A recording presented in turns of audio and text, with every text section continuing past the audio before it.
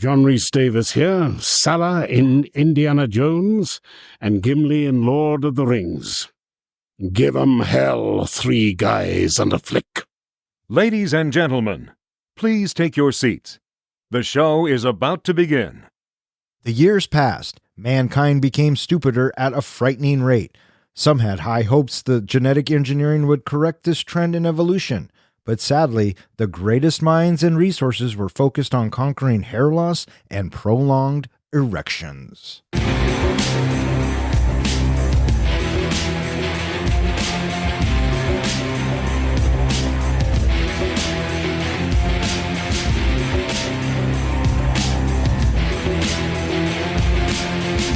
Welcome back. You are listening to Three Guys in a Flick. This is where we review the good, the bad, and the absurd.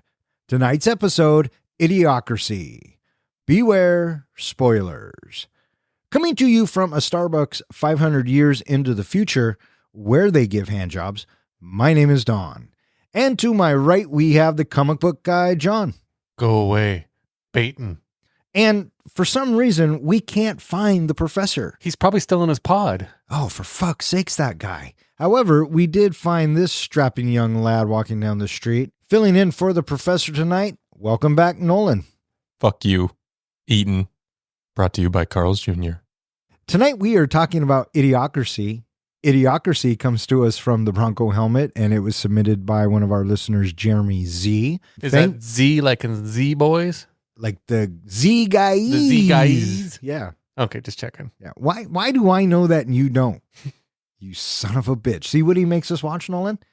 So thanks to Jeremy for throwing this into the Bronco Helmet. We hope you enjoy the review. Released on September 1st, 2006, Idiocracy was directed by Mike Judge. Screenplay by Eaton Cohen and Mike Judge. And it stars Luke Wilson, Maya Rudolph, Dax Shepard, Terry Crews, Andrew Wilson, Brad Jordan, and a bunch of other idiots. How'd this movie do, Don? This movie was made for $2 million and it brought in $495,000. That's a little disappointing. It is, but I mean... Did you hear what caused a lot of their issues?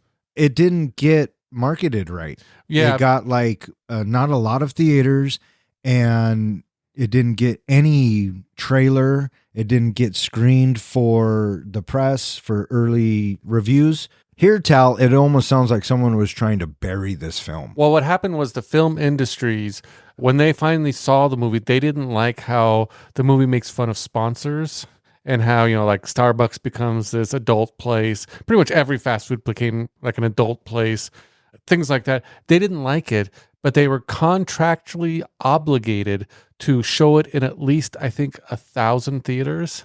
So they showed it for 1 week. And once it was done after 1 week, they pulled it from every theater. And it got no marketing, no nothing. They wanted it done and gone. Right. And they were actually hoping to prevent it from becoming a cult classic. Well, too late, because it is, in fact, very much a cult classic. Comic book guy, did you see this in the theater back in 2006? I did not see it in the theater, but I think I did rent it. Yeah. Mr. Nolan, had you ever seen Idiocracy? I had not seen Idiocracy, but I got a glowing recommendation from my brother to watch it, and so now I had my excuse, and fuck you, Jake. I'll say, how mad at you are you at your brother? Brought to you by Carl's Jr. I had seen it. I did not see it in the theater. I saw it probably on DVD or whatever. Part of the inspiration behind this movie was a 1951 short story called The Marching Morons by Cyril M. Kornbluth.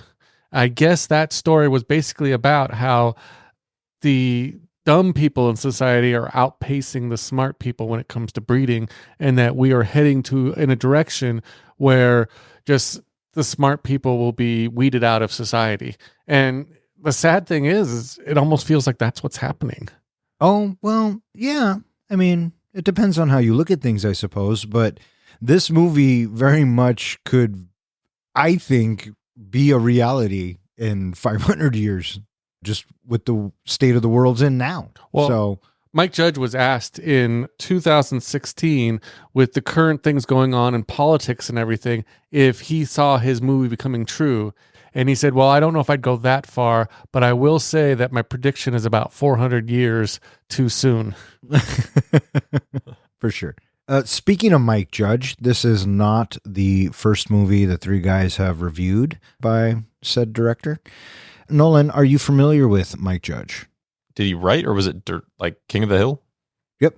Yeah. Okay. Then I've seen that. Good show. Have you seen Office Space? Clips of it. Yeah, clips of it. Because that has, what's the actor's name? I'd have to look him up, but there's an actor in there that I like. There's a lot of actors in it. Well, yeah. Is he the main actor? I don't know. Hold on. I'm looking it up. It's John's going, God damn it. He hasn't fucking seen anything. Well, Julie's now cursing him since that was Julie's movie. Oh, well, I mean, this guy didn't even know who Al Pacino was. You know who Jennifer Aniston is, right? Oh, yeah. She's in Friends. There you go. Well, she's also in Office Space. John C. McGinley. Yeah, Yeah. one of the Bobs. He's the Bob. Yeah, is he the one that you like? Yeah. He was also the doctor on Scrubs. Stephen Root, who happens to be in Office Space, is also in this movie in a brief cameo. Yeah, I know. And his hair looks awfully reminiscent to a favorite superhero of ours, doesn't it? Batman? Are you fucking kidding me right now? He has like the points and stuff. And the beard and nothing here. Oh, Wolverine? Yes. Okay. Oh, for fuck's sakes. You know what? We should just get into this, right? We should just get into this. Mike Judge.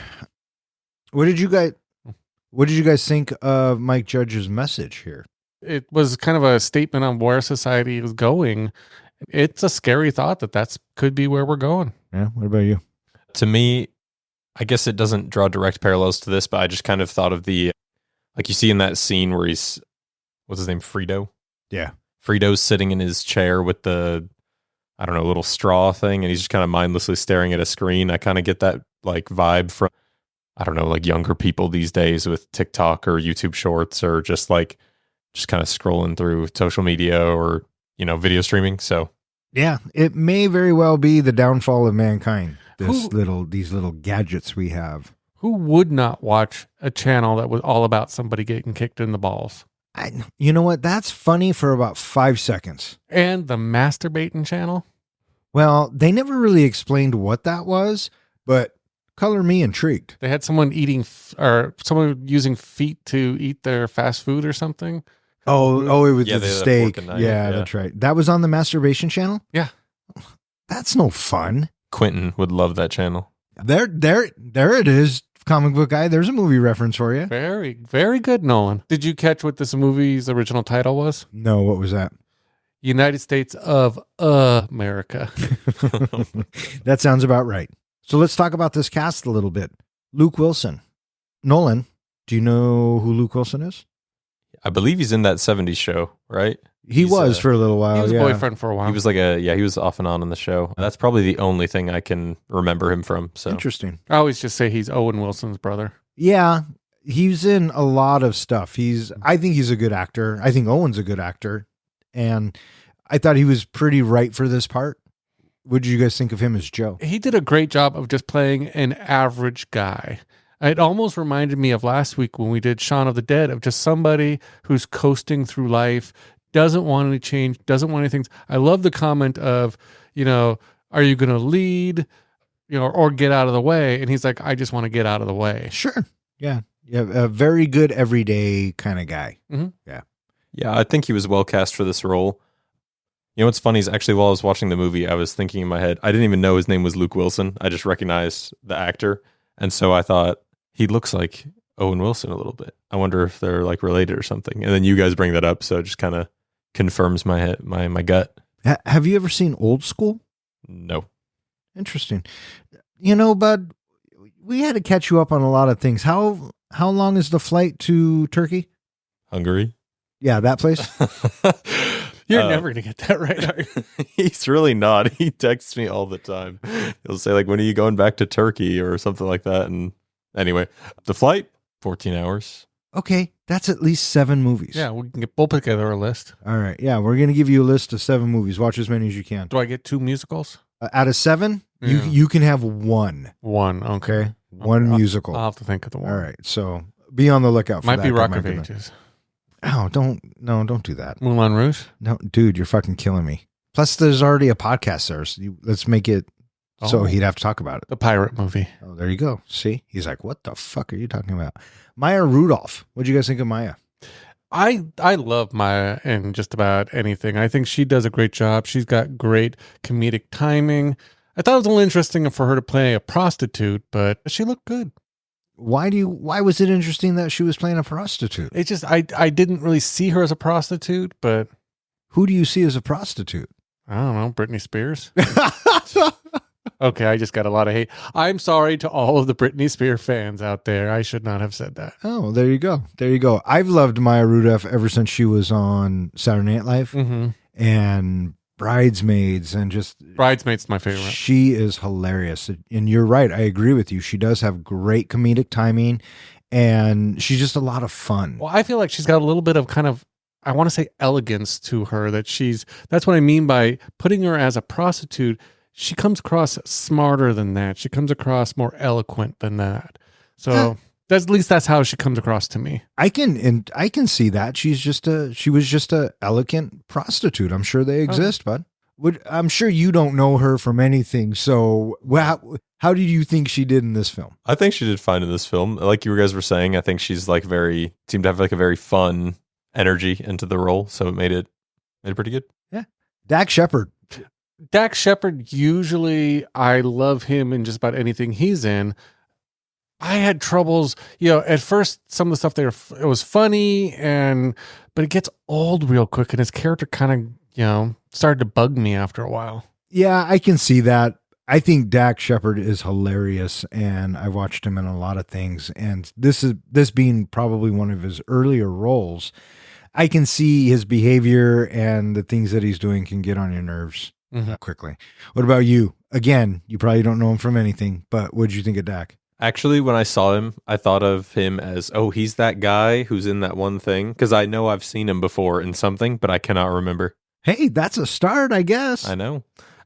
But yeah, I kind of agree with John where it was just very a lot of this movie was kind of repetitive, but his performance in particular just wasn't very nuanced. So it was just it was there. I kept having to think that these guys are getting paid a lot of bucks just to deliver these dumb lines. Well, I don't know about a lot, but yeah, I can see that. I'm assuming that Luke Wilson, Maya Rudolph, and Terry Crews probably eat up a lot of this budget. So, but $2 million. Speaking of Terry Crews, what do you think of Terry Crews? I love Terry Crews and anything he does. My favorite role of Terry Crews probably right now is Brooklyn Nine-Nine. You guys ever watch that? Yeah, he's pretty good on that. Holy fuck, you know who Terry Crews is? Yeah, I know who Terry Crews is. What do you mean? Why wouldn't I know that? Didn't he used to do a lot of those Irish Spring commercials? Old Spice. Old Spice. Yeah. That's my favorite thing that he's been in. I also love him in White Chicks. I don't know if anyone's ever seen that, but I love him in White Chicks. And yeah, just about anything he does. He's in The Expendables as well. Yeah. I was just thinking Expendables. That's right. There was also a lot of interesting cameos in this movie. Justin Long showed up in this movie, and I had forgot that he was in this movie. It was funny because Justin Long shows up and he plays this doctor, and Elise is watching this with me. And as soon as Justin Long starts talking, I hear out of the right-hand side is, nope. Because every time Justin Long says something not okay today, she was right there to call it out. And I think that made it funny for me. That is a good point to bring up about this movie is there are a lot of things in this movie that is said, the dialogue, things like that. And I know they're trying to do a testament on what things are like in the future, in this type of society, but things that you just can't get away with saying. Yeah, well, back in 2006, you could. So. Yeah, it really did not age well. This movie aged like milk, if you ask me. Like it was just. Yeah. And since we're on the subject, the effects took me out of it every single time. So, did you hear where the inspiration for this movie came from? I thought you said it came from that fucking book that you explained to us. No, that was, that's kind of some of the, where the idea came from. But Mike Judge actually got the idea from the movie at Disneyland when he witnessed two mothers with strollers fighting each other. Interesting. And he just kind of came up with the idea of that's where our society is heading. Yeah, well, he's not wrong. I mean, completely. we talked about the budget of this movie. The budget of this movie wasn't the highest budget in the world. And one of the things they had to do was save money on the wardrobe. So they were trying to come up with ideas of inexpensive wardrobe, how they're going to do things. And one of the things they came up was they wanted to come up with like a customized shoe look for the future, but they wanted to use something that nobody had ever seen. So they found a company that hadn't yet started marketing their product, and they thought their product was so ugly that it would never take off. Do you know what that product was? Zoomies. No, it was Crocs. Crocs. So that's why you notice people wearing Crocs in this movie, because they never thought Crocs would actually take off. Idiocracy launched Crocs. Basically, yeah. Oh, wow. Holy, They can be to blame.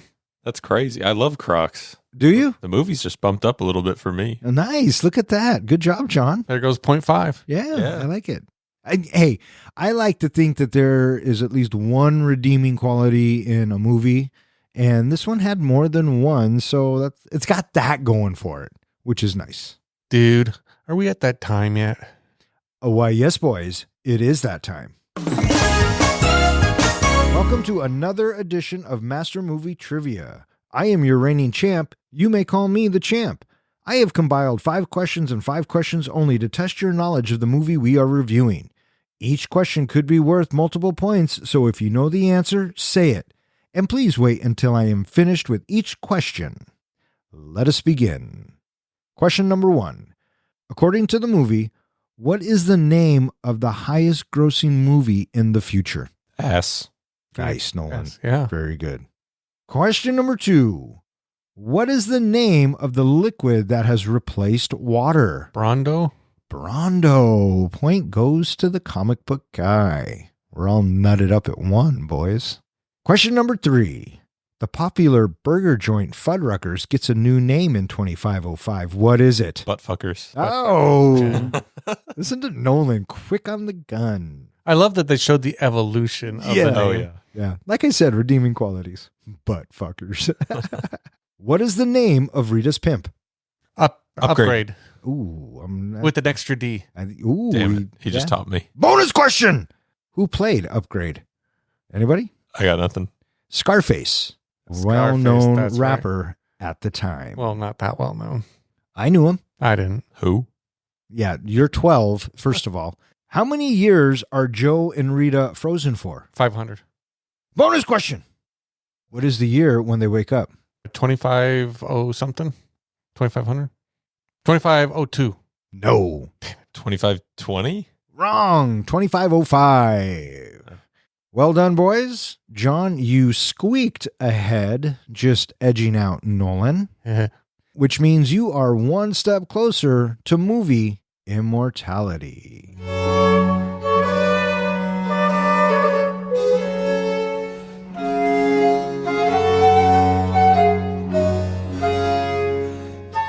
In 2005, United States Army librarian Joe Bowers is selected for a government-suspended animation experiment as the most average individual in the armed forces. Lacking a suitable female candidate, the military hires a prostitute, Rita, by paying off her pimp, Upgrade, and dismissing charges against her. A scandal involving the officer overseeing the initiative and Upgrade forced the closure of the military base under which Joe and Rita were placed in hibernation, suspending the project indefinitely. Over the next several hundred years, average intelligence decreases due to societal expectations, discouraging well-educated individuals from having children as the less educated reproduce indiscriminately. Genetic engineering is foregone in favor of hair loss and erectile dysfunction treatments. As a result, infrastructure deteriorates, low comedy and explicit defines culture, and consumerism is left unfettered. So, this movie opens up, and it gives us a quick narration of kind of, the state of the world, and we are introduced to these two kind of candidates. You have the successful, smart, rich couple, and then you've got Cleavon, who fathers 33 kids. Mm-hmm. What'd you guys think of this whole opening bit and the narration and the setup of what was to come? Well, it really does break down the whole point of the movie, the idea of why the smart people are not reproducing, and people like Cleavon. Did you catch when they showed the family tree, some of the names in the family tree? I tried to look for a couple. Did you notice any that stood out to you? No, I did not. All right, hit us there, tough guy. In the Cleavon family tree, Hank and Bobby Hill are visible, as well as a dog, a chimpanzee, a goat, Donald Rumsfeld, George W. Bush, and Condoleezza Rice. They are all listed in that family tree. Oh, that's hilarious. So they're giving us the setup. We see the progression of the Cleavon side and how it keeps going, and then the smart side just kind of dies off, and then that lady at the end's like, well, I froze my eggs, and so hopefully a candidate. Well, I like how the husband died masturbating into like a that's right, to test give tube or yeah something. for a sample. So his sperm sample. And then when you go back to the best part for me was when you go back to Cleavon's side, his like son, who's the quarterback, is like, I'm going to impregnate all of y'all. Yeah. And there was like 3 cheerleaders. Right. And then we are introduced to Joe. What'd you guys think of this whole bit? I thought Joe had like the perfect life. He was just down there in the library. He had his plan. If no one ever comes down here, he just has to make it through the next 8 years. And then he's out and he can, take his 8 years of just doing nothing and just getting by. And he's like, can't you just leave me here? Yeah, I love that. I thought this was a good introduction to his character and just kind of how plain he is. Mm-hmm. What'd you think? Do you think he made progress towards his pension while he was in the pod and he has a bank account to draw No, because I'm sure there's no records of any of that existing.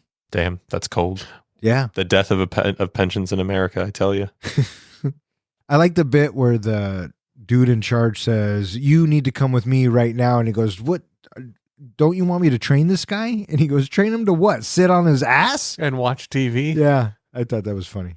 And so Joe gets picked for this mission. Because he's the most average person. Yep. And the mission is that he is going to be frozen for a year. Yeah, I'm sure that won't go wrong. Mm-hmm. And then in the meantime, we are introduced to Rita. And I love the slideshow of the guy who picked Rita, of him just hanging out with Upgrade and living the pimpin' lifestyle. As the pictures kept progressing, the party kept getting more and more out of hand, and the uppers in the room were like, dude, come on. They get put into the pods, and here's Joe basically defending the military, saying, well, there's all these scientists and really smart people, and they must know what they're doing. Kind of just, he's standing up for the scientists. For me, this was the example of foreshadowing in this movie, in that he's talking about the scientists like the people in the future are talking about Joe, how Joe will fix everything because he's so smart, they have full confidence in him. Well, Joe has full confidence in the scientists that they won't fuck this up. So he's trying to convince Rita that they're smart. They won't mess this up. We'll be just fine. Yeah, because Rita is actually scared of Upgrade, right? Well, she's scared of Upgrade, and she's scared of having any of these tubes in it and going to sleep and all that stuff. I thought it was funny that she tells Joe that she's an artist, right? And so she doesn't admit that she's a prostitute. And it's a running bit throughout the movie that Joe keeps telling Rita, make sure you keep painting. Yeah, does he ever get it in the movie? I don't think he ever realizes that she's a prostitute. I don't think he does either. Because even at the end, she's painting. Yeah. Yeah.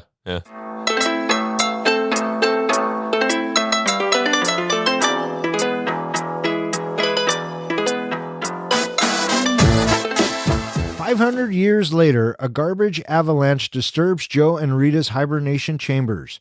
Joe awakens in Frito Pendejo's apartment in previously occupied Washington, D.C. Seeking assistance, Joe's higher register conflicts with average anti-intellectualism. He enters a hospital believing the army administered to him hallucinogenic drugs. Joe realizes the year upon reading a magazine and his hospital bill, but he is arrested at Carl's Jr. for not having a barcode tattoo and being unable to pay his bill. Joe is arraigned and sent to trial. Frito represents Joe, but alleges he destroyed his apartment. The judge perceives Joe to have an effeminate voice and homosexual demeanor, finding him guilty and sentencing him. Rita resumes her job as a prostitute. So this garbage avalanche, did you catch what caused the avalanche? Yeah, they dropped like a can. It was a can which should have gone to recycling. Oh. That was a kind of a little joke they put in there. I didn't even pick that up. Did you pick up on that? Yeah, no, I did see that. Yeah.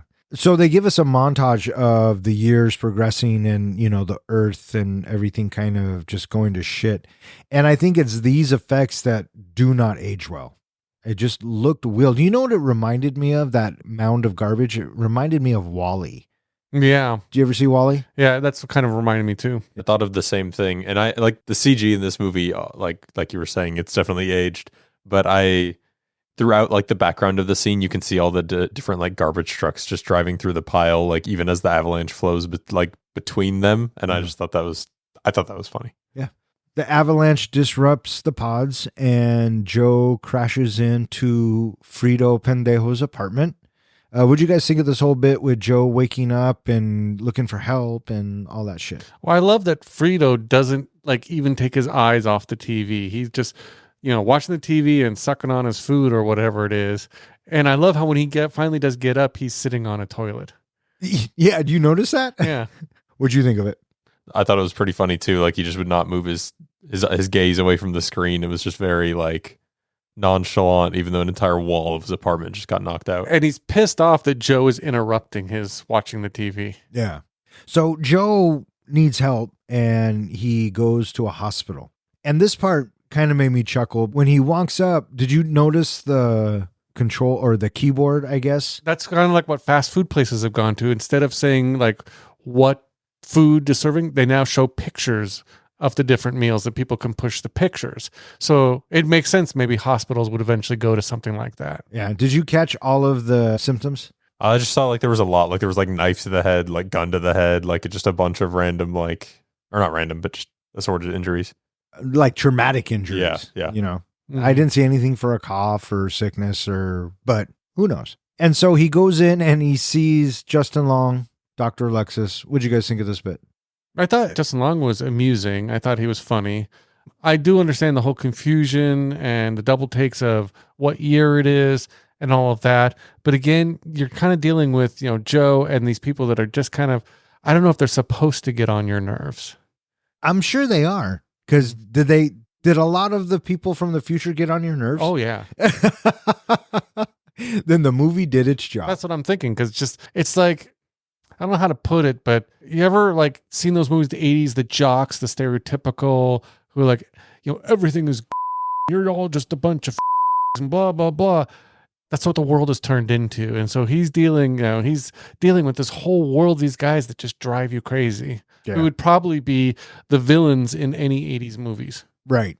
And there's a bit where Justin Long keeps talking shit, but he's doing it like he's giving him treatment, I guess you could say. Mm-hmm. And Luke Wilson actually has to say, hey, be serious for a second. And he doesn't know how to handle it.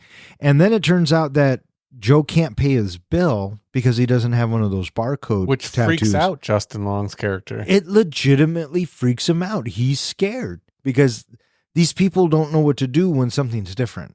Mm-hmm. And now Joe is this different person, and Joe freaks out and he takes off. Before Joe gets in to see the doctor, there's the scene where he has to do the the diagnostic test, and the guy holds the 3 tubes up for him. He's like, this one goes in your mouth, this one goes in your ear, this one goes in your ass. And then he gets them mixed up. Yeah, or no, he puts it in, and then like the machine starts like having a malfunction. He takes them and he starts like shuffling them, and you can see Joe's leaning over there like trying to keep track of the right two. Yeah. There are a few bits in this that made me laugh out loud, and that was definitely one of them. I loved it. That was clever, right? But he then runs to the water fountain, which is the Brando fountain or whatever. Yeah, it tastes like Gatorade, because it has electrolytes. Yeah, and he asks like the orderly or the nurse there. He's like, "Where can I get some water?" Like water, like from the toilet. Yeah, and that becomes a running gag as well.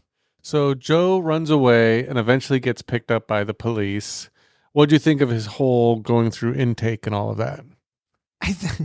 I got to be honest, I thought it was kind of fucking dumb. And I don't know why it takes him that long to say, hey, I'm supposed to get out of jail. But I think maybe that's the point. And the bit where the guard smacks him and says, you're in the wrong line, dumbass. I chuckled. Yeah. Well, I just like his whole arguing with the computer of not sure, and that his name becomes not sure. Oh, the whole naming process? Yeah. Oh, drove me up the fucking wall. What'd you think? Yeah, no, I thought both those bits were pretty funny.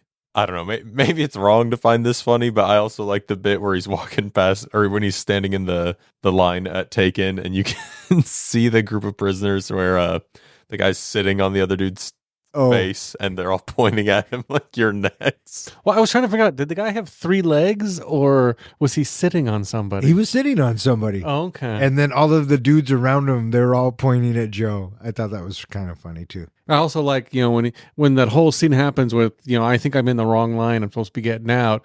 And he goes up to the next guy. And the guy's like, well, you're not in the record, so you're going to have to go back in. You can't leave prison. And he's like, well, can you go look at the files? And the guy turns around and he just runs away. Yeah, yeah. And that's who we're dealing with. And the machine guns shoot each other. Yeah.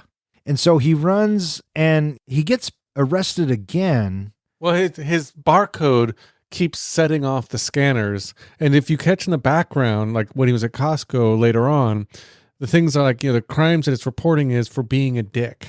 Oh, is it? And for running away from prison or something like that. Yeah. So his barcode sets off the alarm and the police come and arrest him. And this time he goes to jail. And I like how they ensure that he doesn't escape. Yeah, that they hook him up to a big rock, a big ass rock. And then you see the only way he can get around is when he walks. They have to have a forklift with that rock. Well, did you catch that they dropped the rock down some stairs? And then he pulls him dragged away. Yeah. What'd you guys think of the whole court bit? Well, and then it turns out that Frito's his fucking attorney. As we mentioned earlier, I liked Stephen Root as the judge. I thought he was kind of funny. He kind of came up with like a southern country accent for it, which was an interesting take on it. But yeah, having Frito turn out to be his lawyer who was just pissed off at him for ruining his place, it had some amusing moments. It's funny that you mentioned that about Stephen Root's accent, because the dialect in that future is what? Hillbilly, slang, and across the Valley Girl. Valley Girl, yeah. What do you think of this whole court scene? I thought the court scene was pretty funny, like how him and Frito just kind of bicker in the beginning, and then when he has to stand up, he just immediately turns on him, even though he's his own counsel. It was pretty good, I thought. I want a mistrial. I'll mistrial up your ass if you don't shut up. And this is also where I kind of noticed that Luke Wilson is another one of those actors that kind of plays the same character. Mm-hmm. He could have been in Old School. I mean, that could have been the same guy, right? But I thought it was amusing. And isn't it from here that the president wants to see him? It was from his second arrest. I know that instead of going to prison, he actually got taken to the White House because of while he was being processed and everything, he takes an intelligence test, which I love the bucket question. You have a bucket full of 3 rocks and you have a bucket full of 12 rocks. How many buckets do you have? He's like, 2 buckets? And then he looks over and the people are trying to put the pegs in the holes and one guy's trying to cover it up so he doesn't cheat. Right. Yeah.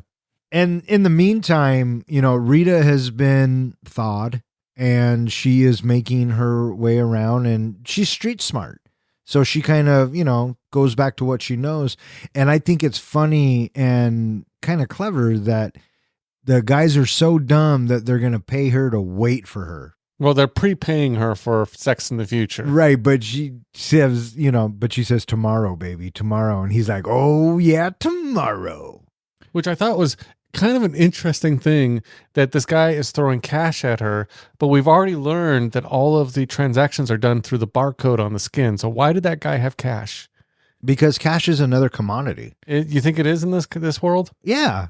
For prostitutes. Okay. I mean, until prostitutes can take a bar scan. Am I right?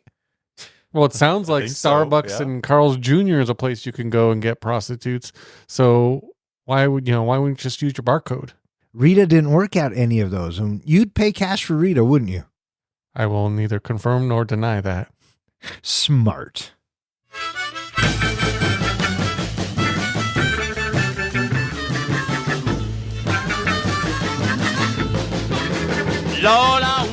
Joe is sent to a correctional facility where a faulty identification machine registers his name as not sure and takes a simplified aptitude test.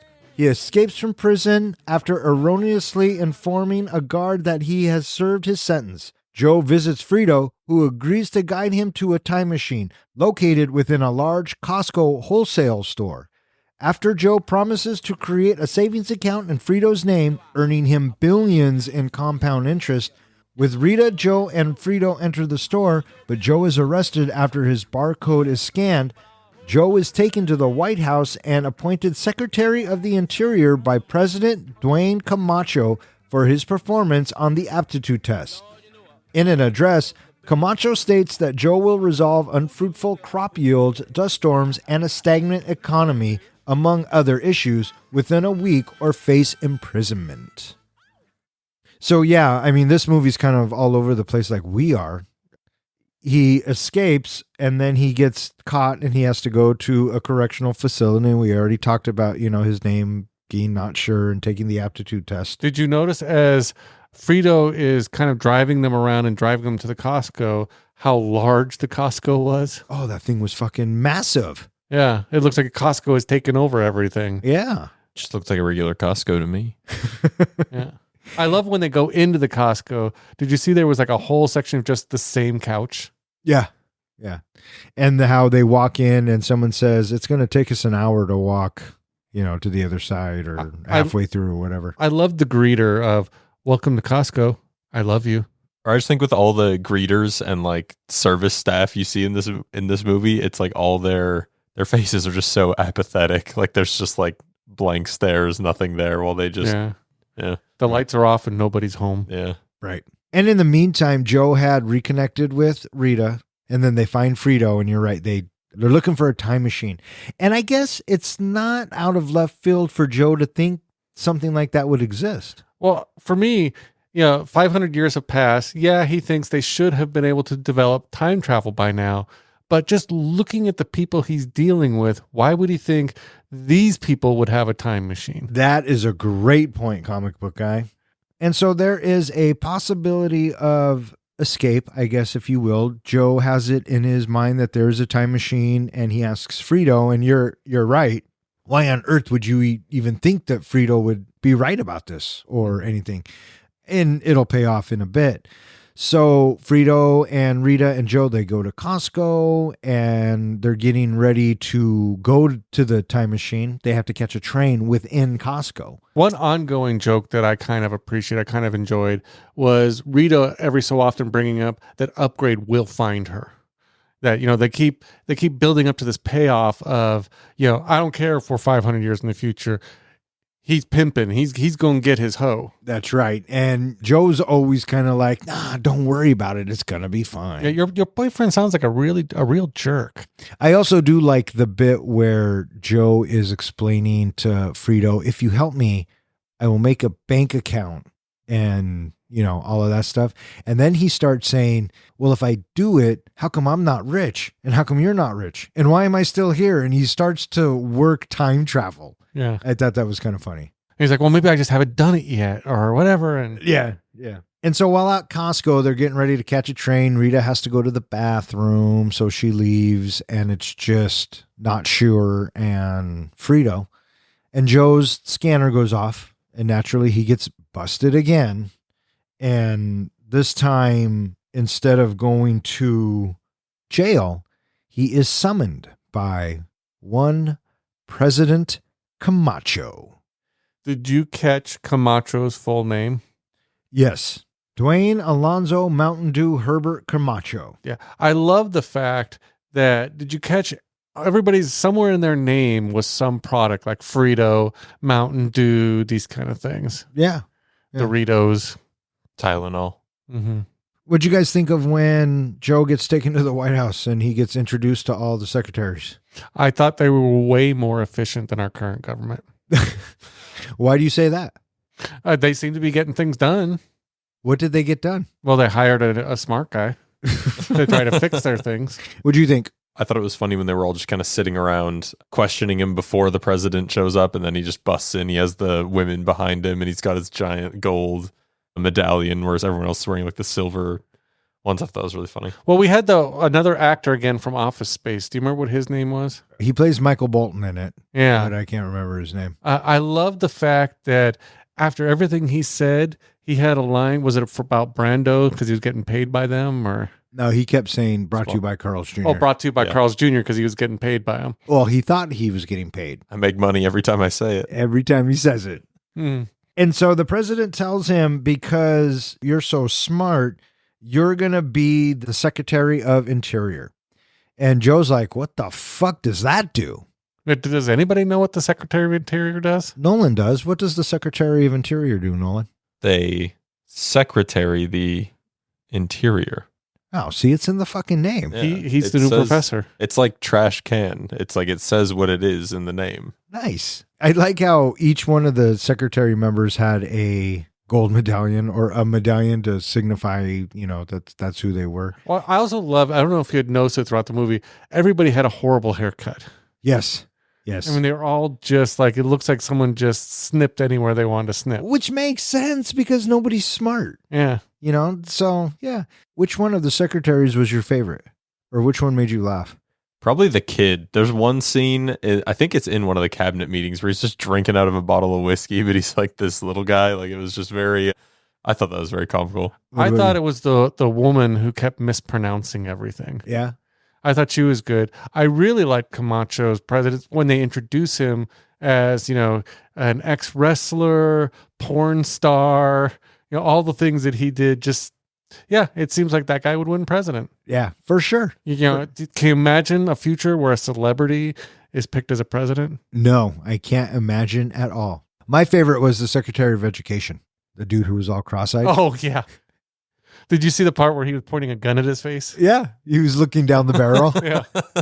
So President Camacho tells Joe, because you're the smartest motherfucker alive, you're going to fix all of these problems. And so Camacho says, look, you're going to fix all of this shit or you're going to go to fucking jail. Yeah. And Joe's like, what the fuck do I do? Yeah, but if he does fix it, he gets a presidential pardon. That's right.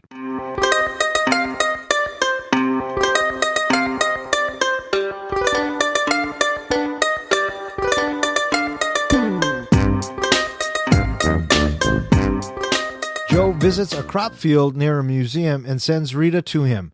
Frito, whom Joe boasted as an intellectual, gives him an incomprehensible map to the time machine. Joe discovers that the country's crops are being watered with Brondo, a sports drink whose parent company owns the Food and Drug Administration, the Department of Health, and Human Services. And the Federal Communications Commission, the concentration of electrolytes in Brondo destroyed natural topsoil, causing dust storms. Despite opposition to his plan in the form of circular reasoning from the cabinet, Joe convinces Camacho to use water instead of Brando in irrigation.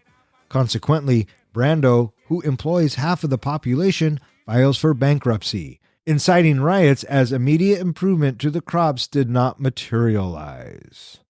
Joe's freaking out and he goes to Frito and Rita for help. And what'd you guys think of the bit where they have to go out and look at the desert? I just love how, Joe's sitting there going, what the hell am I going to do? I don't know anything about this. And so his whole plan is to get Frito to draw him a map to the time machine. He tells him that he needs Rita, so they go out and get Rita and bring Rita to him. And then they go off basically claiming that they're going to go shag in a bush. Right. I like what the guards say. They walk up and say, hey, man, we were wondering if we can just all go family style on her or... And doesn't he say like maybe later? Yeah. Now's not a good time. Maybe later. And it's here that we realize that it's Brando being used to water the fucking fields. Yeah, because it makes sense. It has electrolytes. Yeah, but it's not water. Every time he brings up water, like from a toilet. Yeah. He goes back and he's talking to his administration and he's like, why are we using Brando? And the whole conversation, it just keeps going back and forth, right? Because Brando has what plants need. It has electrolytes, back and forth. I thought that was kind of funny.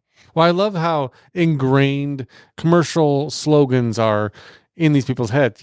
It's what it needs. Kind of like how, we used to always say, where's the beef? Or, things like that worked into our dialogue. Right.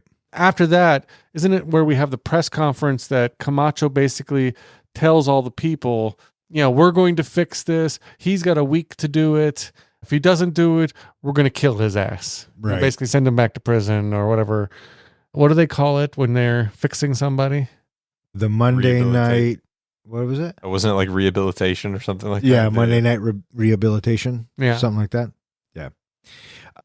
And so Joe decides, hey, we got to use water. That's the only way it's going to make these crops grow. He gets them to change it. And I don't know, a day or so goes by and Brondo files for bankruptcy and the world completely turns on Joe. What do you guys think of this whole bit? Well, I thought it was funny is that we get another cameo from Thomas Hayden Church, who's the president of Brondo or whatever. And as he puts it, when you stopped using Brondo, our computers decided we were bankrupt and they fired everybody automatically. Yeah, I thought that was kind of And they funny. couldn't fix that. Just it happened automatically. Right. But it's kind of true, right? In corporate America and things like that. You stop using the big service and the doors close, I guess. But this shows, that Joe isn't perfect. He didn't know that the economy was controlled by Brondo. Right. He was just using common sense that water would fix the crops. Mhm. Yeah. What do you think of this whole gag? When everything starts going to shit, like after Brondo's announced its bankruptcy, there's this scene where it's like basically a bunch of the people are storming the White House. Like you see there's like this massive horde climbing over the fences and stuff like that. To me, I mean, even though it's the White House in the film, I just kind of thought it was like a interesting prediction, parallel sort of thing to like January 6th and stuff like that. Oh, sure. It was just like I don't know, you could see like the guards standing by the gate and like everybody, like the panic of it. It was just. Right. Because people are panicking. And now Joe's in some real trouble because he just kind of broke the world. Yeah. So, of course, they're going to send him off for rehabilitation. Son nuevos tiempos aquí, pero no puedo olvidar yo el pasado y todo lo malo. Son nuevos tiempos aquí. At the extreme court, Joe is sentenced to be publicly executed in a monster truck demolition derby against undefeated rehabilitation officer Beef Supreme. Rita and Frito discover that Joe's reintroduction of water to the soil allowed crops to grow. Rita pays a cameraman to broadcast the crops on the stadium's Jumbotron, prompting Camacho to grant Joe a presidential pardon. Joe discovers the time machine was an amusement ride, a detail Frito was conscious of. He becomes president and marries Rita, with whom he has 3 children.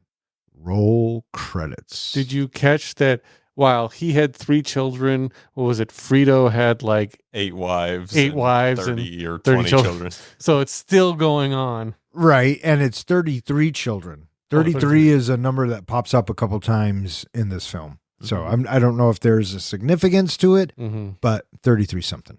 So what'd you think of this whole monster truck thing? Joe's back to having the rock around his neck. So these trucks come out, and again, the CGI is kind of hokey, but I mean, they just look like real pile driving kind of machines. I thought they were very phallic looking. Well, yeah, That and was but that I was gonna say that's definitely purposeful. Like they have the 2 huge trucks and then the one where they're like give it this grand entrance and it can't even fit through the tunnel. And really it's just sticking that drill piece through the tunnel and it looks extremely phallic there. right, and then I thought the same thing, and it wasn't until they show us Joe's vehicle and it has the limp one. Yeah. I went, oh, okay, but yeah, other than that, I mean, this whole sequence to me was hokey and That's quite frankly absurd. that CGI just jeez, that it was It just doesn't hold up. no. Yeah. No. And naturally, the water's going to work. And because people are impatient, we're in the situation we're in.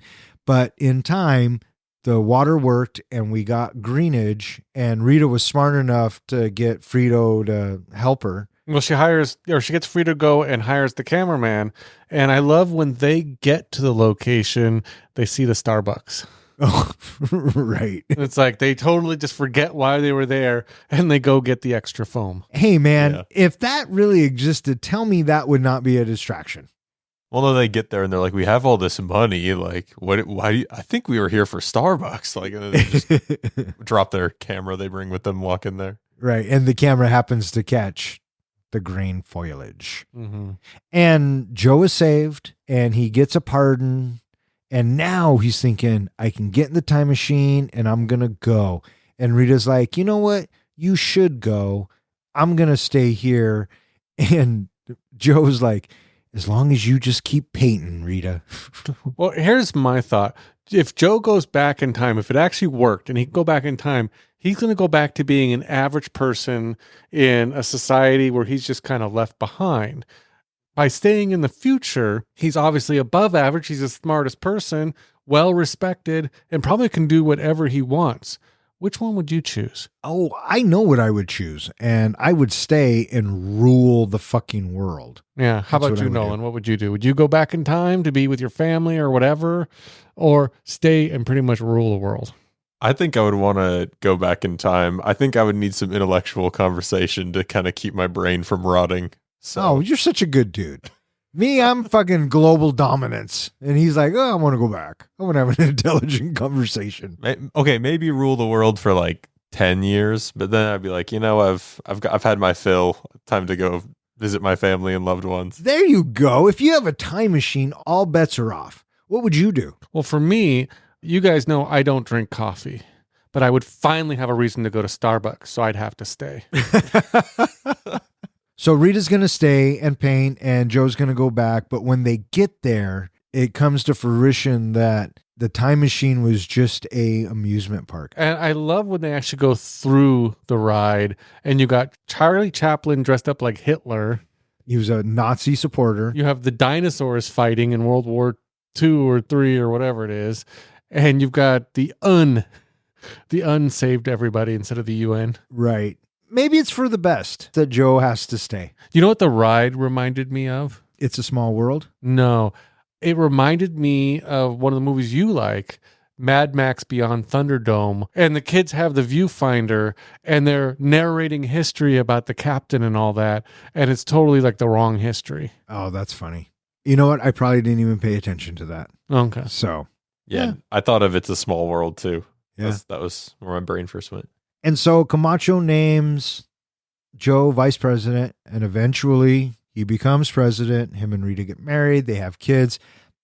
I thought it was interesting that Joe picks Frito to be the vice president.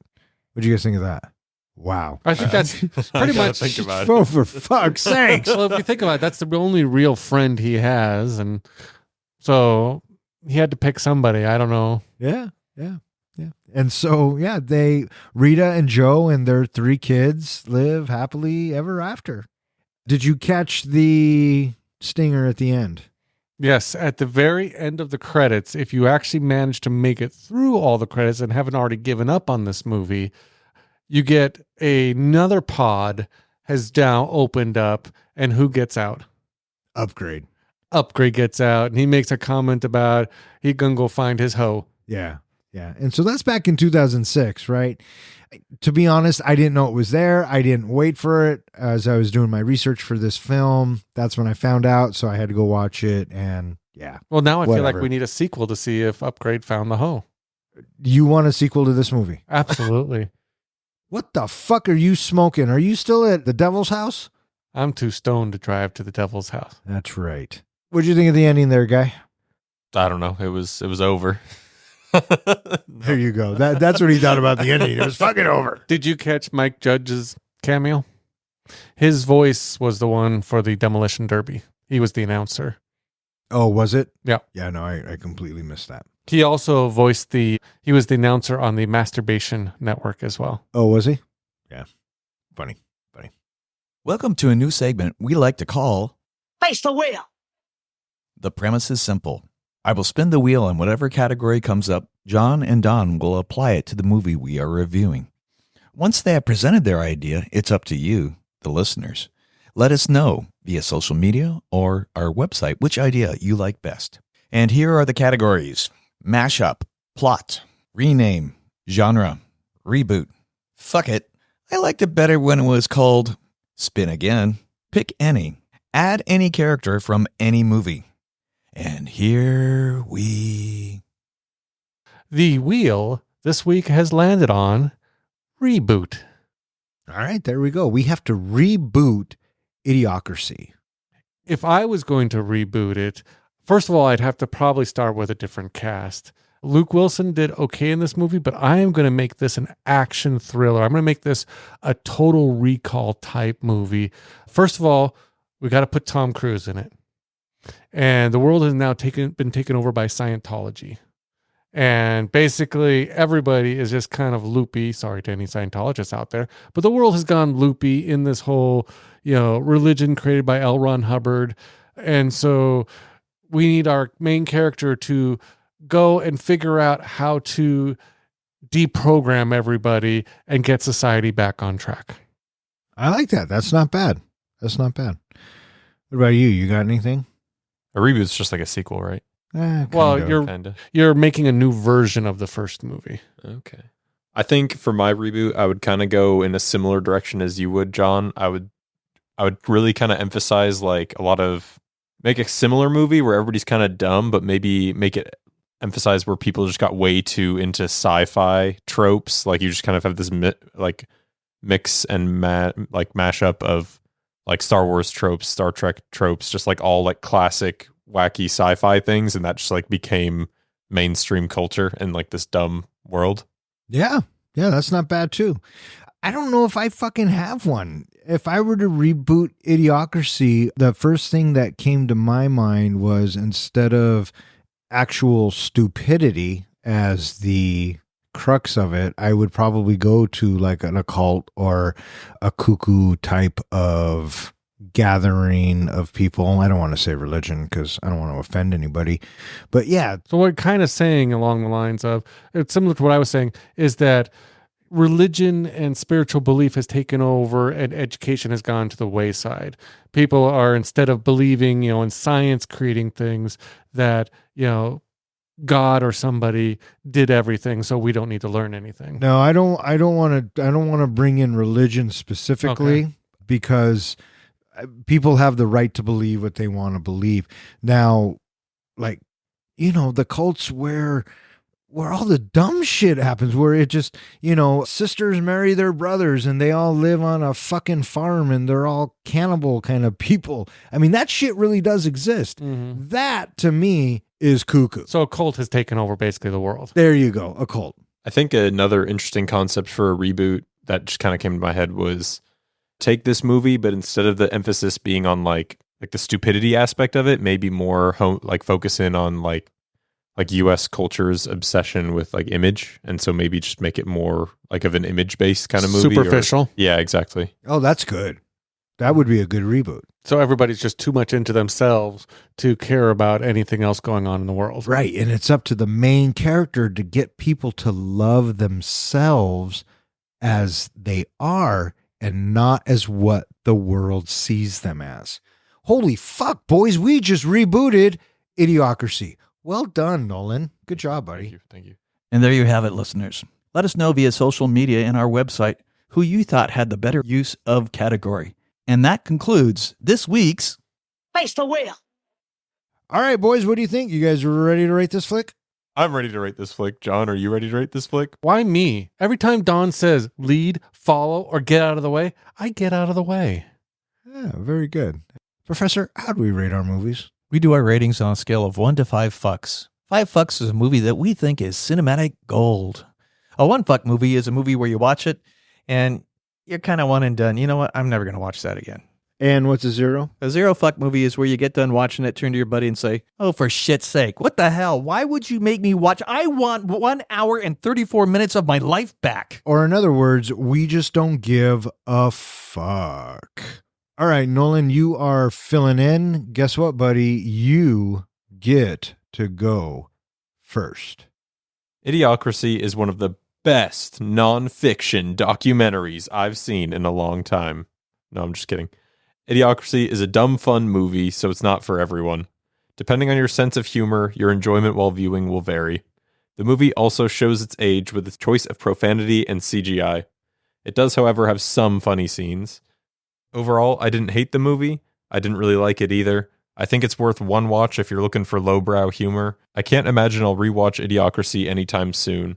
I would recommend watching the first few episodes of King of the Hill instead, So I'm rating Idiocracy 1.75 fucks. All right, 1.75 fucks from Nolan. You or me there, guy? I can go next. All right, buddy, go ahead. Would you like to guess what my rating would be this week? Sure. I am going to say that you are giving Idiocracy 0.75 fucks. Is that your final answer? No, let's go 1.5 fucks because that's my final answer. Okay. Hey, y'all.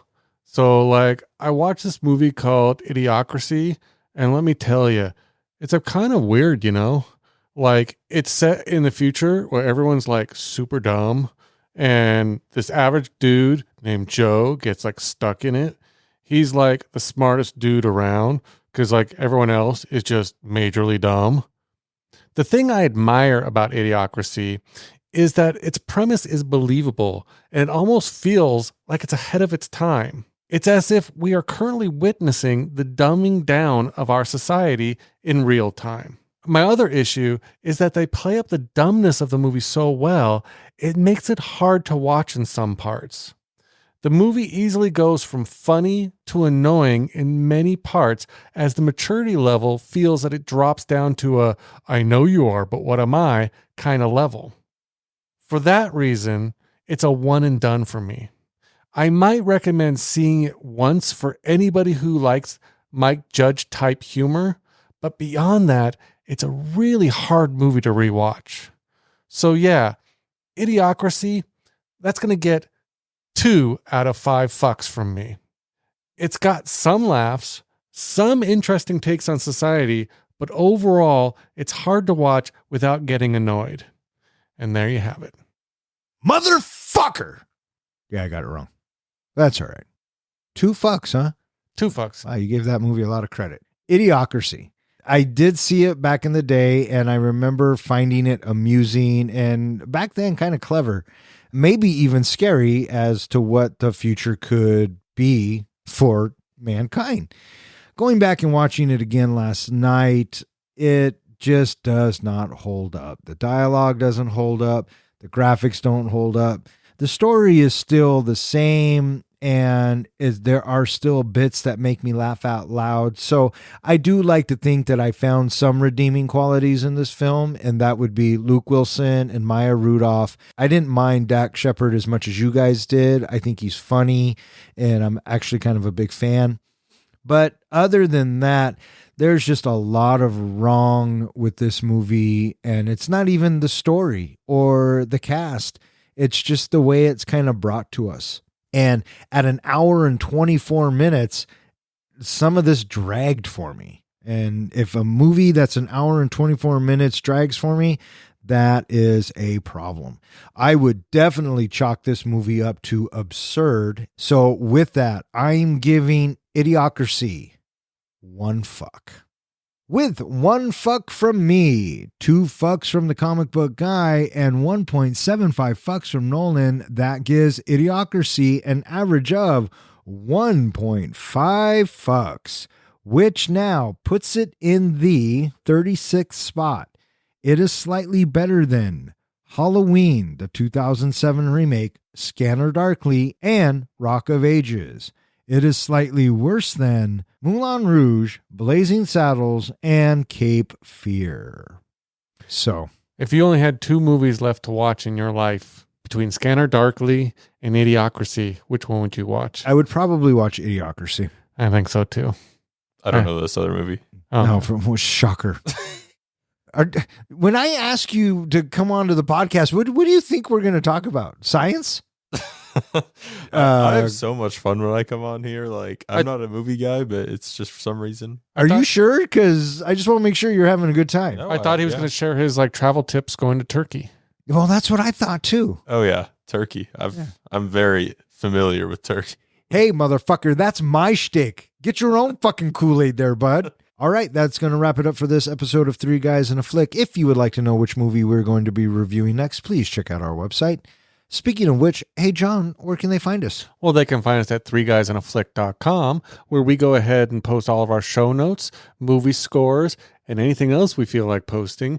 We also have a form on the website where you can go ahead and submit a movie you would like us to review next. Go ahead and add your movie to that Bronco helmet. You can also find us at all of social media and any place that hosts podcasts.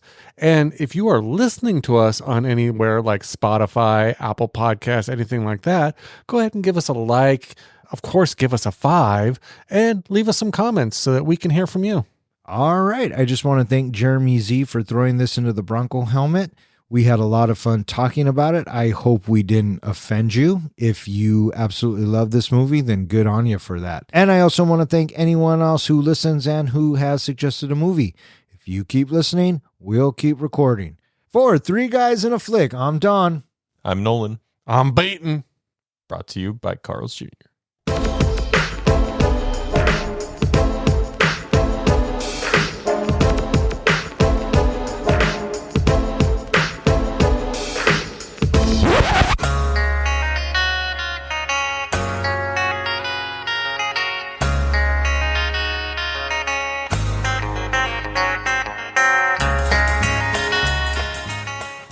The years passed. Man came. Man came. Is that what I said? Yeah. Were you going to stop me? No. That's not wrong. You kind of stopped yourself. Yeah. Well, that's what happens. Brought to you by Carl's Jr. Tonight's episode, Idiocracy. Idiocracy. Idiocracy. Idiocracy. Idiocracy. Idiocracy. Tonight's Idiocracy. Idiocracy. Idiocracy. What? Idiocracy. Idiocracy. Idiocracy. Idiocracy. Oh, I have no idea. Did you take a picture? I thought about it and I You didn't. fucking creeper. Why would you think about it? Because nobody's going to believe what I saw walking down your street. I'm assuming that Owen. Joe's higher register conflicts with average anti-intelligencism. Intellectualism. Camacho states that Joe will resolve unfruitful cop yields, dust storms. You said cop yields. Yeah. I said cop? Cop yields. Fuck you. And so, I always say that. And so, Rita and Frito discover that Joe's reintroduction? Yeah. Joe and Frito discover that Rita and Frito's. All right, I'll go next. Idiocracy. What is it? Idiocracy. You had it right the first time. Right. That was the first time you had it right first. This is like the favorite time of the podcast. Mhm. I love how John picked up his paper because he's got names for us tonight. Nice. All right, fire away there. I have one. What's yours? And I just came up with it. Idiocracy. Ooh, that is a good one. Yeah? That is a good one. Mine was into her crotch I see or into crotchery. Oh, okay. Mhm. Okay. Those are the only two you had? Yeah. Okay. What about you there? Do you got one? It's I got to think about it. I like into crockery. Is that what you said? Or Idiocracy. idiocracy. I like that. Yeah, you do. All right. May all of your days and nights be filled with happiness. All right. Fuck off. Good night.